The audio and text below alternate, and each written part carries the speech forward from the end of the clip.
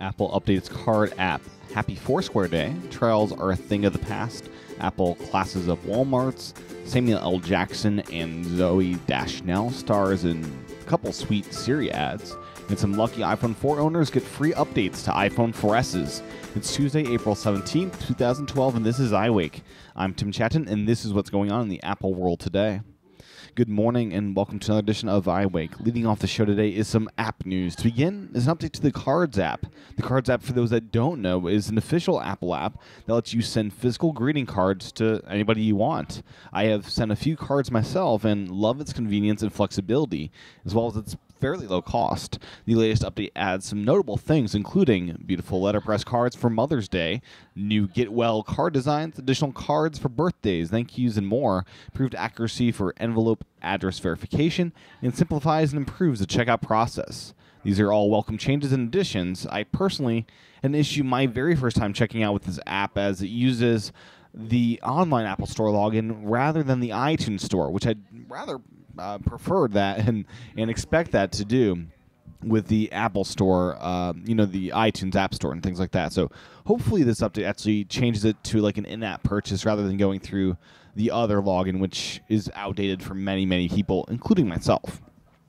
Anyways, an awesome update. Now, don't forget to send your mom Mother's Day card. So this update's out, so go out and get your card ready to be sent.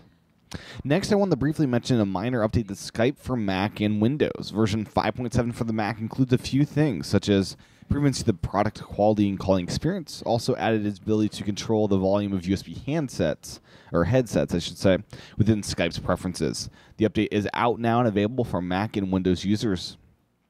In other app news, I want to acknowledge that yesterday was FourSquare Day. 4 squared is 16, so 4/16, as in April 16th, is FourSquare Day.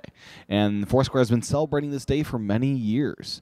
The company announced that the app now has 35 million places to check into, 2 billion check-ins overall, and it claimed 20 million users, which is up 5 million from December of last year. So big numbers here. I am a FourSquare user and love it. Next to Instagram and Twitter, it's one of my most used apps. Last up in app news is an end to a few notable trial versions of software. According to Mac Stories, the trial versions of iWork 09 and Aperture are now gone. iWork 09, as you know, is Apple's productivity suite that includes Pages, Numbers, and Keynote. It's no longer available on the company's website for download. The company has replaced the former iWork trial page with a message informing customers that iWork is available on the Mac App Store. The trial version of iWork is no longer supported, so says this website, but you can easily purchase Keynote, Pages, and Numbers from the Mac App Store to start creating beautiful presentations, documents, and spreadsheets today. Another trial to bite the dust, as I just said, is Aperture. If you want to try Aperture, you must buy it for $80. Final Cut Pro 10 is still available as a trial for those that want to play around with it, but I'm not sure how much longer that will last. I'd imagine a couple years, as this is brand new software that Apple wants to make sure everyone feels comfortable with before purchasing. I'm hopeful the removal of these trials paves the way for Aperture 4, perhaps, with the new trial for that when it makes its way. And perhaps the Mac App Store will one day support trials. And as many people know, iWork is very ripe for an update. I'd imagine that update hits along with Mountain Lion, or whatever you call it, Snow Lion. So that's that. Trials are not much of a thing anymore at Apple, it seems. Now on to a bit of random tech news. To begin is another Find My iPhone rescue story. Find My iPhone led to the discovery that a TSA agent stole 8 iPads over the course of 8 months. This shows once again that thieves are not always that intelligent, and it also shows that the TSA is not that intelligent either. It continues to demonstrate why so many people, including myself, dislike the TSA and often hate them. The guy that stole these iPads is obviously no longer working for the TSA. In other random tech news is Microsoft announcing the first few flavors of Windows 8. For all of the Intel-based computers out there, there will be Windows 8 and Windows 8 Pro. And the ARM computers will get Windows RT. RT could stand for a few things. I'll take a few guesses here and say it stands for Real Tablet, or Retweet, or perhaps Redmond Tool, or Redmond Technology. Only time will tell if Microsoft unveils their other 5 flavors of Windows 8 or whatever flavors they want to unveil, because they love to do that kind of stuff. Now let's move out of random news and into some entertainment news. So the first is a duo of announcements from Dolby. First up is an announcement for the 3D world. According to The Verge, Dolby and Philips jointly announced a new 3D HD format and set of technologies that the companies hope will offer a glasses-free 3D viewing experience in devices of all sizes. All sizes. Philips and Dolby are hoping that its format will allow broadcasters, operators, content aggregators, and device manufacturers to deliver HD quality 3D on any device. According to Dolby Labs VP, the company wants the Dolby 3D mark to mean the same thing for video as it does for audio. When consumers see Dolby 3D content on a 3D-enabled device, it will look its very best. The technology will be demoed at NAB this week. There's still no word yet on how this technology is achieved. In the past, glasses-less meant you could not move and had to sit in a certain spot. I'm not sure if anything will change with this tech, but Dolby seems to think it will. The other announcement from Dolby is that Dolby Digital Plus is being revamped with lower bit rates that will allow video content to be distributed with even more audio tracks and even lower data sizes. This could help distribution on places like Netflix.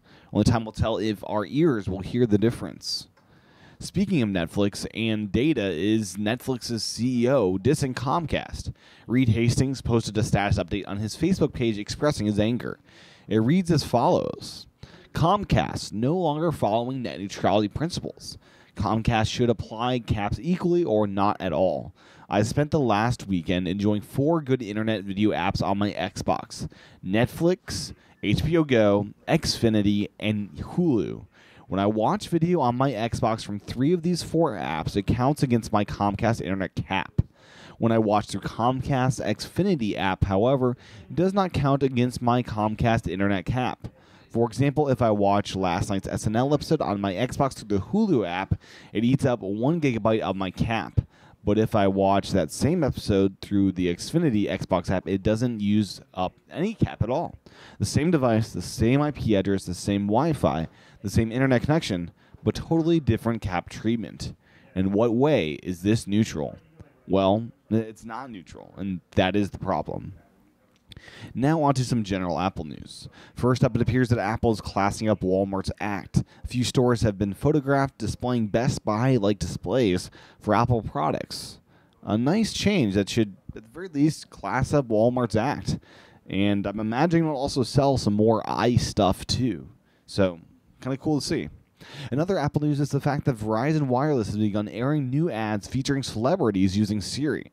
So far, there's an ad for Samuel L. Jackson and Zooey Deschanel.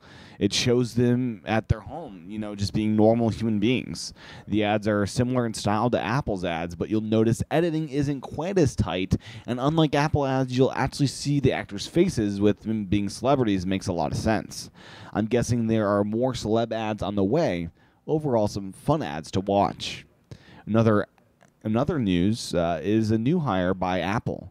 All Things D reports that Zane Rao, Executive VP and Chief Financial Officer for United Continental, has joined Apple as one of the Vice Presidents of Sales.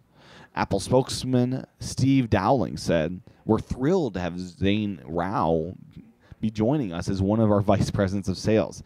He built a great team at United, and we think he is going to do a fantastic job at Apple." So, congrats, Zane. My sister used to work at United, and overall, I think she was happy with the company and United. So, let's see how your time with Apple is. I hope it goes good. So, this is a big hire and exciting news. Last up today are some reports that the iPhone 4S, or the iPhone 4, is actually being replaced by the iPhone 4S at the Genius Bar. According to the Mac Observer, Genius Bars at Apple stores have been authorized to replace non-working 16GB white iPhone 4 devices with iPhone 4S units. Tight inventory supplies are cited as the reason for the unexpected upgrades. Apple Store geniuses have been told that if the store is short on white iPhone 4 16GB units, they should replace defective/damaged units with a white 16GB iPhone 4S model. So there you go. If for whatever reason you need your iPhone 4 replaced, you may get an upgrade for free, or the $200 price point that they're doing these days. Something to note here, I would not recommend breaking your phone on purpose to get this upgrade. because you're really not guaranteed an iPhone 4S, and you may be out $200 that you didn't have before. So if this happens to you, great. If not, don't go out of your way to try to break your phone. So just that little word of caution. Don't try to do that. So anyways, that's what's going on in the Apple world today. If you like the show, head on over to iTunes to leave a review. And don't forget to subscribe to my weekend podcast over at iWakePodcast.com/again. The Again podcast is $10 a month, and that $10 goes to supporting this podcast that you get for free Monday through Fridays. And it also supports you getting a Saturday show. So 6 episodes every week, tons of content every month. Sign up today, iWakePodcast.com/again. Join me tomorrow for another edition of iWake. Aloha.